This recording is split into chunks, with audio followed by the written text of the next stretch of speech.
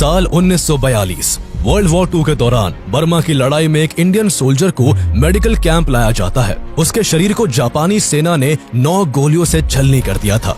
उस सैनिक की हालत इतनी खराब थी कि डॉक्टर्स ने भी फिनिश्ड केस कहकर उसका ट्रीटमेंट करने से मना कर दिया था। लेकिन उस सैनिक की अभी भी सांसें चल रही थी। किसी तरह उसकी सर्जरी शुरू हुई। उसके शरीर के कई बॉडी पार्ट्स बुरी तरह डैमेज हो चुके थे। इंटेस्टाइन पूरी तरह से खराब हो चुकी थी, इसलिए उसे होश में आने में कई घंटे लग गए। लेकिन होश में आने के बाद जब डॉक्टर ने उससे पूछा तुम्हें क्या हो गया था, तो उसने मुस्कुराते हुए कहा कुछ नहीं, किसी गधे ने लात मार दी थी। इतने भयानक दर्द को भी हंसी में उड़ा देने वाले ये ब्रेव सोल्जर कोई और नहीं बल्कि इंडिया के पहले फील्ड मार्शल सैम मानेकशॉ थे, जिन्होंने आगे चलकर अपनी काबिलियत से न केवल इंडियन आर्मी को मॉडर्नाइज और काफी मजबूत किया, बल्कि 1971 की इंडो पाक वॉर में पाकिस्तान को धूल चटाकर 93,000 पाकिस्तानी सैनिकों को भारत के आगे घुटने टेकने पर मजबूर कर दिया था। उनकी ब्रेवरी की वजह से ही उनका नाम बहादुर पड़ा। लेकिन वो केवल युद्ध के मैदान में ही ब्रेव नहीं थे, बल्कि आम जिंदगी में भी उनका अंदाज बेबाक था। उन्हें ना तो बड़े ओहदे का डर था, ना किसी सत्ता का दबाव। डिफेंस मिनिस्टर हो या खुद प्राइम मिनिस्टर, सैम मानेकशॉ हर किसी से खरी बात कहने की हिम्मत रखते थे। उन्होंने एक बार तो प्राइम मिनिस्टर इंदिरा गांधी के डायरेक्ट ऑर्डर्स को भरी कैबिनेट के सामने रिजेक्ट कर दिया था। उन्होंने अपने पद को भी दांव पर लगाकर हमेशा वही किया जो देश के लिए जरूरी था। लेकिन क्या आप जानते हैं, जिस शख्स ने अपनी पूरी जिंदगी भारत के लिए समर्पित कर दी, उनके अंतिम संस्कार में प्रधानमंत्री और राष्ट्रपति तो क्या, सरकार का एक मंत्री तक नहीं पहुंचा था। आखिर ऐसा क्या हुआ था? कैसे एक डॉक्टर बनने का सपना देखने वाला लड़का भारत का सबसे बहादुर आर्मी ऑफिसर बना? आइए जानते हैं फील्ड मार्शल सैम मानेकशॉ की जिंदगी की पूरी कहानी। Sam Manekshaw, also known as Sam Bahadur, had a military career spanning 4 glorious decades. His years of military experience were soon put to test as India decided to help the Mukti Bahini against West Pakistani forces. The Indian army is in Bangladesh, and if you don't surrender, you will be killed unmercifully. On December 16th, Pakistan army surrendered. The war saw more than 90,000 Pakistani soldiers taken prisoners of war. Sam Hormus ji Fram ji Jamshed ji Manekshaw का जन्म 3 अप्रैल 1914 को पंजाब के अमृतसर शहर में एक पारसी परिवार में हुआ था। सैम मानेकशॉ हॉर्मिस्द मानेकशॉ और हिला मेहता की 5वीं संतान थे। उनके पिता हॉर्मिस्द मानेकशॉ पेशे से एक डॉक्टर थे। सैम ने अपनी प्राइमरी एजुकेशन अमृतसर में हासिल की और आगे की पढ़ाई के लिए नैनीताल के शेरवुड कॉलेज में एडमिशन लिया। बचपन से ही वो अपने पिता की तरह डॉक्टर बनना चाहते थे। जब सैम 17 साल के हुए तो उन्होंने अपने पिता से लंदन जाकर मेडिकल की पढ़ाई करने की इच्छा जाहिर की, लेकिन उनके पिता ने इस रिक्वेस्ट को ये कहते हुए ठुकरा दिया कि उनकी एज अभी काफी कम है। साथ ही उस समय उनके 2 बड़े भाई ऑलरेडी लंदन में रहकर पढ़ाई कर रहे थे, इसलिए उनके पिता के लिए एक और बच्चे को लंदन भेजना आसान नहीं था। अपने पिता से ना सुनकर सैम मानेकशॉ को काफी बुरा लगा और मजबूरन उन्होंने आगे की पढ़ाई के लिए अमृतसर के हिंदू सभा कॉलेज में एडमिशन ले लिया। यहीं से किस्मत उनकी जिंदगी को एक ऐसी दिशा देने वाली थी जिससे वो एक आर्मी ऑफिसर बनने की ओर अपना पहला कदम बढ़ाने वाले थे। दरअसल उस दौरान 1932 में जनरल पब्लिक सर्विस कमीशन ने इंडियन मिलिट्री एकेडमी IMA में भर्ती के लिए एप्लीकेशंस निकाली थी, जिसके जरिए टैलेंटेड इंडियन कैडेट्स को ब्रिटिश इंडियन आर्मी में एज एन ऑफिसर भर्ती किया जाना था। सैम मानेकशॉ ने अपने पिता से IMA जाने की इजाजत मांगी, लेकिन इस बार भी उन्हें अपने पिता से ना सुनने को मिला।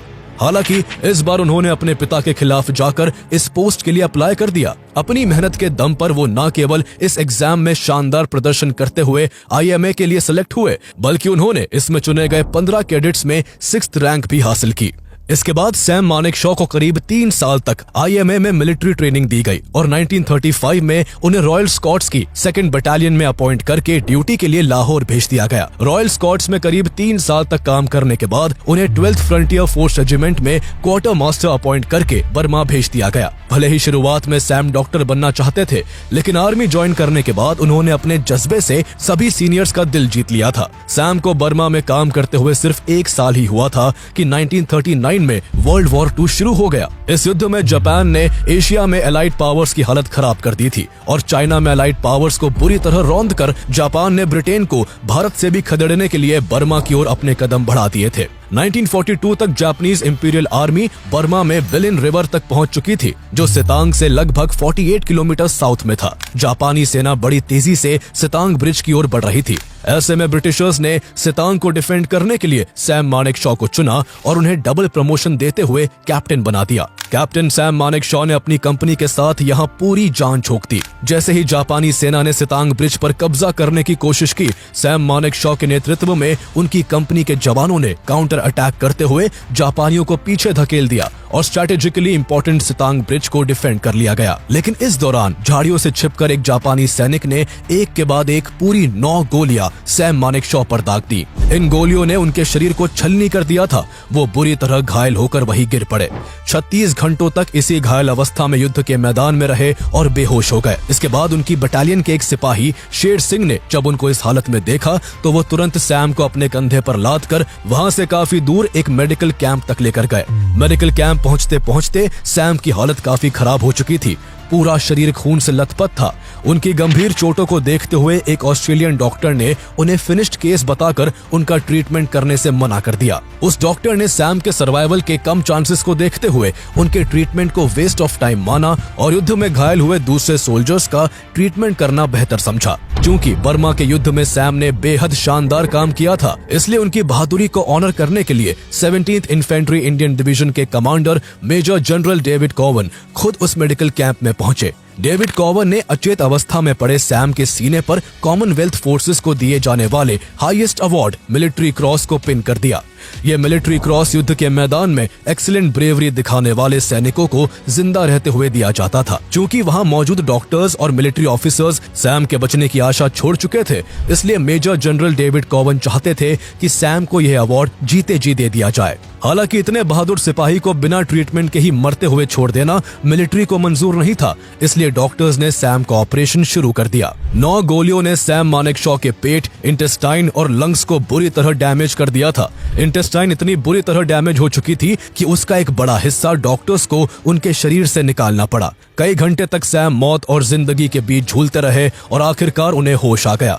कुछ दिन बाद जब सैम मानेकशॉ पूरी तरह से रिकवर हो गए तो उन्होंने फिर से अपना चार्ज संभाल लिया और बेहतरीन काम के चलते पहले वो लेफ्टिनेंट कर्नल और फिर 1947 में मिलिट्री ऑपरेशंस के ग्रेड 1 जनरल स्टाफ ऑफिसर के पद पर पहुंच गए। 1947 में भारत अंग्रेजों के चंगुल से मुक्त तो हुआ, लेकिन भारत को 2 हिस्सों में बांटकर एक नया देश पाकिस्तान बना दिया गया। पार्टीशन के दौरान आर्मी का भी बंटवारा किया गया और इस प्रक्रिया में सैम मानेकशॉ की 12th फ्रंटियर फोर्स राइफल्स को ब्रिटिशर्स ने पाकिस्तान को असाइन कर दिया। अब चूंकि उनकी रेजिमेंट पाकिस्तान के हिस्से में थी और सैम मानेकशॉ पारसी कम्युनिटी से बिलोंग करते थे, इसलिए उनके पास भी अन्य पारसीज की तरह पाकिस्तान में बसने का एक अच्छा अवसर था। पाकिस्तान के प्रेसिडेंट मोहम्मद अली जिन्ना ने सैम मानेकशॉ को खुद पाकिस्तानी आर्मी ज्वाइन करने का ऑफर दिया था, लेकिन सैम का दिल तो सिर्फ भारत के लिए धड़कता था, इसलिए उन्होंने जिन्ना का यह ऑफर ठुकरा दिया। इसके बाद सैम मानेकशॉ को इंडियन मिलिट्री में पहली posting 8th Gurkha rifles regiment में मिली। सैम मानेकशॉ की पर्सनालिटी इतनी शानदार थी कि वो सेना में बहुत बड़े पद पर रहते हुए भी बिना किसी भेदभाव के सेना के हर ओहदे के सैनिक के टच में रहते थे। उन्हें सबके साथ घुल मिलकर रहना काफी पसंद था। ऐसे ही एक बार वो 8th गुरखा राइफल्स रेजिमेंट के एक सेंट्री से बात करने लगे। उन्होंने उससे पूछा, तुम्हारा नाम क्या है? इस पर सेंट्री ने जवाब दिया, हरका बहादुर गुरुंग।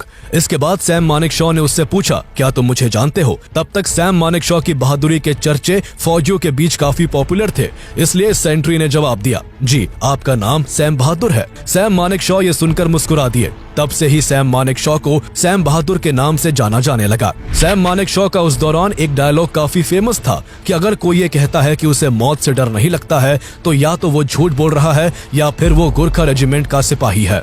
आजादी के बाद कई प्रिंसली स्टेट्स को भारत में मर्ज कराने में भी सैम मानेकशॉ की महत्वपूर्ण भूमिका रही।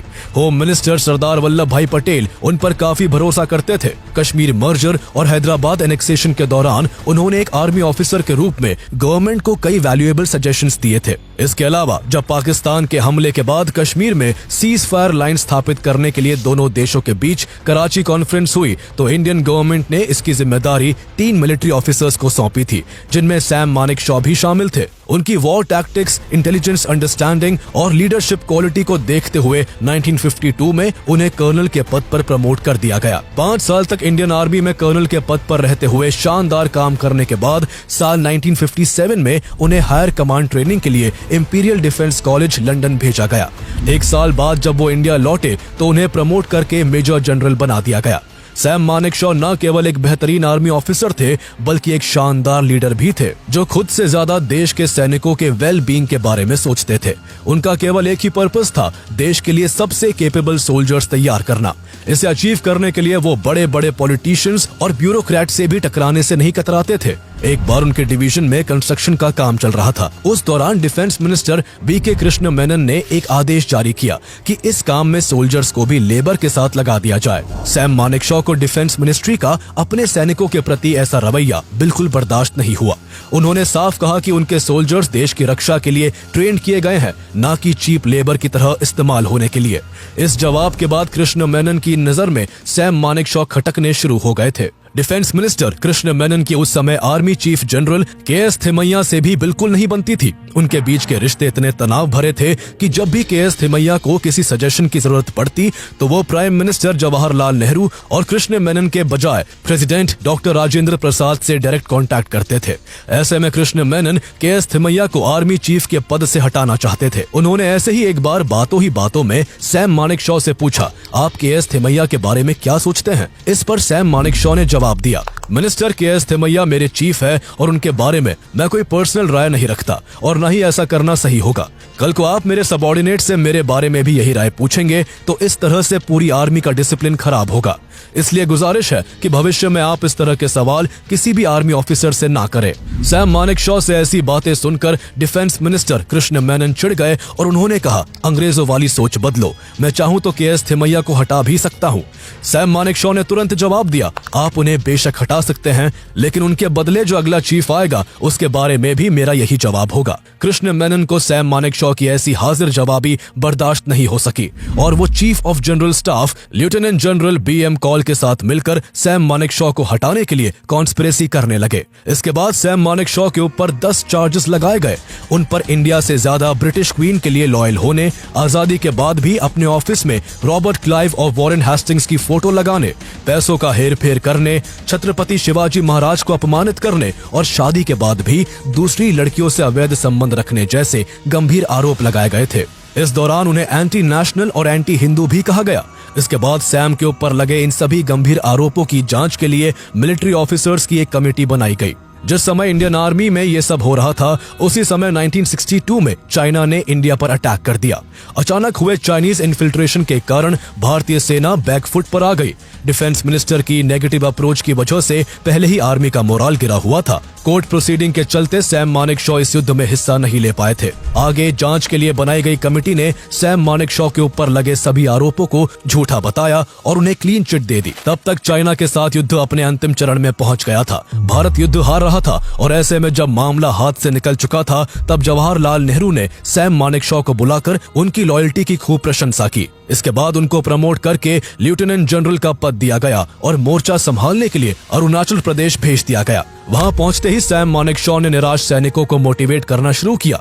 उन्होंने सैनिकों में जोश भरते हुए कहा कि बिना रिटर्न ऑर्डर के कोई भी सैनिक मोर्चा नहीं छोड़ेगा और मैं आपको विश्वास दिलाता हूं कि मेरे रहते कभी भी ऐसे ऑर्डर इशू होने की नौबत नहीं आएगी। उनका करेज उनके बटालियन के सैनिकों में भी रिफ्लेक्ट होता था। उनके इस ऐलान के बाद भारतीय सैनिकों ने बहादुरी के साथ लड़ते हुए चीनी सैनिकों के अरुणाचल की ओर बढ़ते कदम पर ब्रेक लगा दी। हालांकि इस युद्ध में भारत पहले ही काफी पिछड़ चुका था, इसलिए भारत को हार का सामना करना पड़ा। युद्ध खत्म होने के बाद जब सरकार ने हार के कारणों की समीक्षा की तो इसके लिए सबसे ज्यादा डिफेंस मिनिस्टर कृष्ण मेनन को जिम्मेदार माना गया और उनसे डिफेंस मिनिस्ट्री छीन ली गई। इसके बाद वक्त के पन्ने पलटते गए और सैम मानेकशॉ सेना में अपने पद पर रहते हुए बेहतरीन काम करते रहे। जब साल 1969 आया तो उनके विजन और ब्रेवरी के चलते उन्हें chief of the army staff बना दिया गया, जिससे पूरी इंडियन आर्मी की कमान उनके हाथों में आ गई। इसके बाद उन्होंने इंडियन आर्मी को बेटर शेप देना शुरू किया और कुछ ही समय में अपनी सूझबूझ से उसे बेहद मजबूत बना दिया। सैम मानेकशॉ को लोग यूं ही सैम बहादुर नहीं कहते थे। उन्होंने अपनी ब्रेवरी और आउटस्पोकन बिहेवियर से इसे साबित भी किया था। गलत को गलत कहने में उन्होंने कभी संकोच नहीं किया। चाहे सामने हायर रैंक का ऑफिसर हो, कोई मिनिस्टर हो या फिर खुद प्राइम मिनिस्टर, वो बिना झिझक के अपनी बात रखने में विश्वास रखते थे।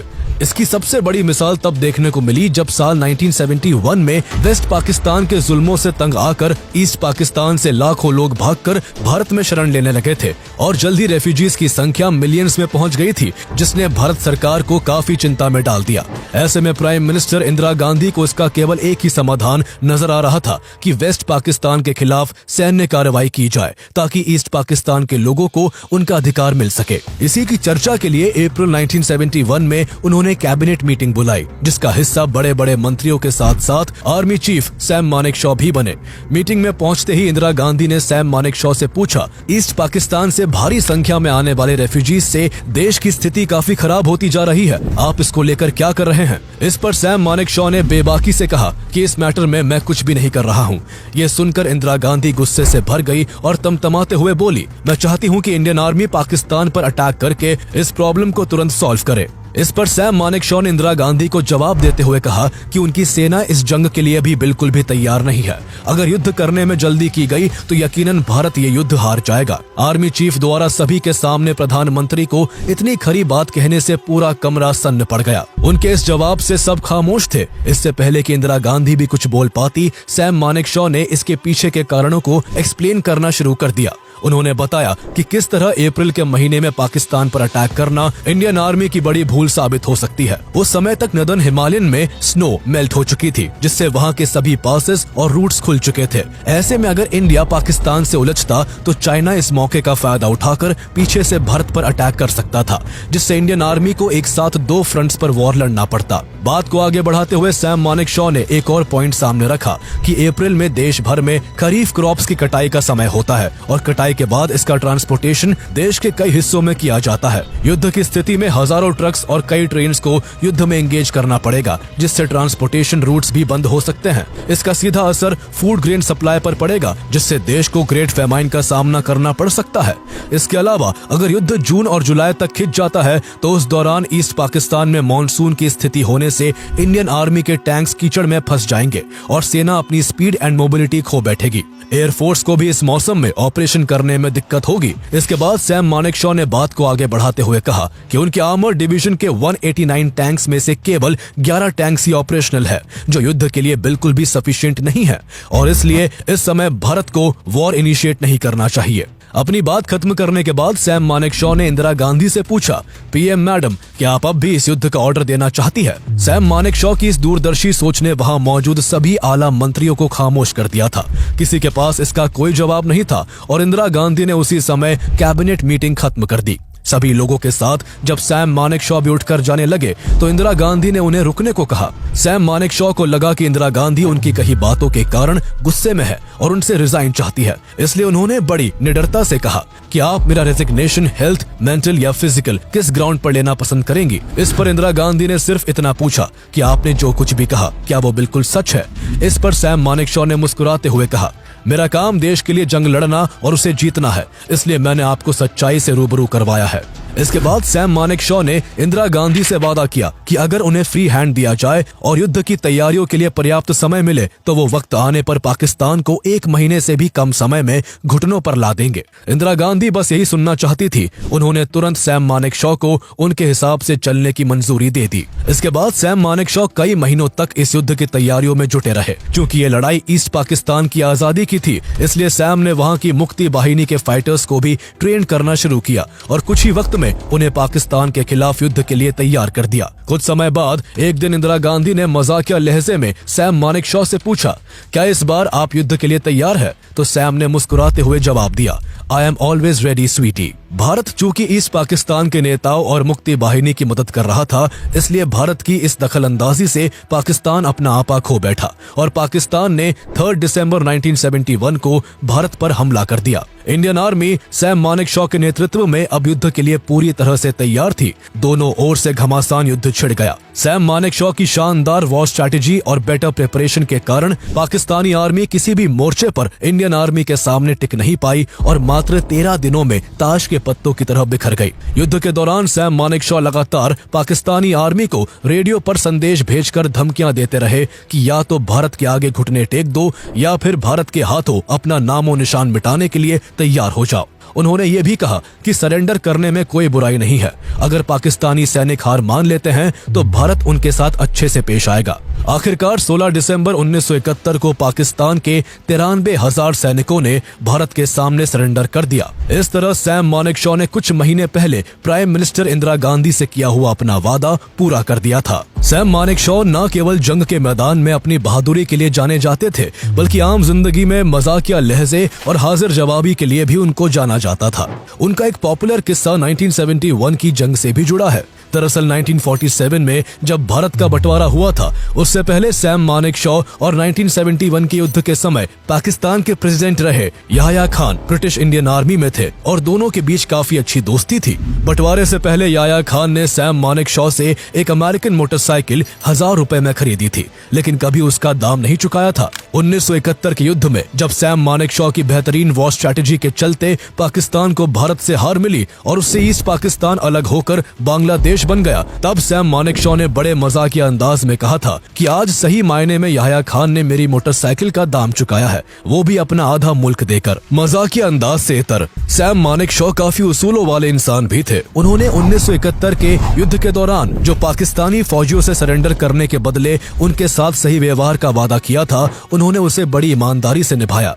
युद्ध खत्म होने के बाद पाकिस्तान के हजारों सैनिकों को भारत के प्रिजन कैंप्स में रखा गया था।